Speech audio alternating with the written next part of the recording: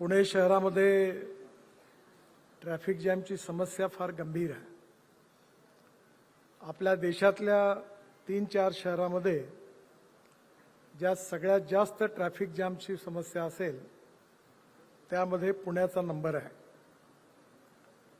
त्याचा परिणाम असा आहे की ट्रॅफिक जाम असल्यामुळे प्रदूषणाची समस्या देखील गंभीर होत चाललेली आहे।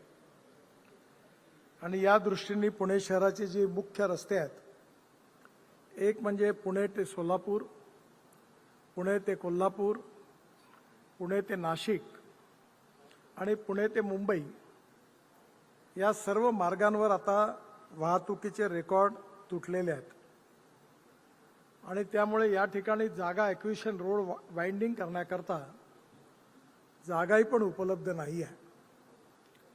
मला आठवतं ज्यावेळी मी महाराष्ट्राचा बांधकाम मंत्री होतो त्यावेळी मुंबई पुणे एक्सप्रेस हायवे ज्यावेळी बांधला गेला त्यावेळी वेस्टर्ली बायपास तयार झाला आणि त्यावेळी त्या रस्त्याने 4-5 ठिकाणी पुणे शहरात जोडणारे रस्ते देखील आम्ही MSRDCच्या माध्यमातून त्याचं काम करून घेतलं होतं।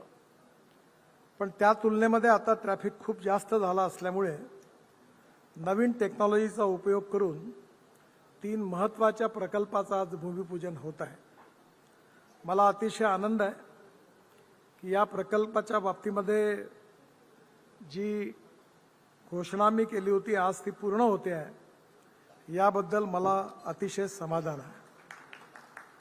पण त्याचबरोबर विशेष रूपाने आठवण होते आहे की मी त्यावेळचे तत्कालीन अर्थमंत्री अजितदादांना आणि देवेंद्रजींना एक विनंती केली होती की हे प्रोजेक्ट करण्याकरता मला महाराष्ट्र सरकारकडनं काही मदत पाहिजे आहे। पहिली मदत ही आहे की हे जे प्रोजेक्ट होणार आहेत या प्रोजेक्टवर जो स्टील आणि सिमेंट वापरला जाईल त्यावरचा जो GST आहे 18%, त्यातला 9% हा भारत सरकारचा आणि 9% महाराष्ट्र सरकारचा आहे। याला तुम्ही एक्झेम्प्ट करून द्या।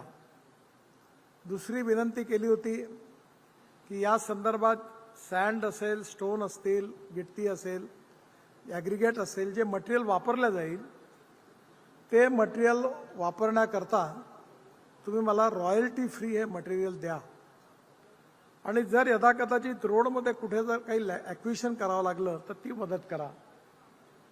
मला अतिशय समाधान आहे की तत्कालीन अर्थमंत्री अजितदादांनी अनेक वेळा 2-3दा मी स्वतःच आलो होतो, याच्या मिटिंगा घेतल्या, त्याचं फॉलोअप केलं आणि त्यांनी आणि देवेंद्रजींनी त्या महाराष्ट्राच्या कॅबिनेटमधून त्या प्रस्तावाला मंजुरी दिली आणि त्याचमुळे आजचा हा प्रकल्प आज आपण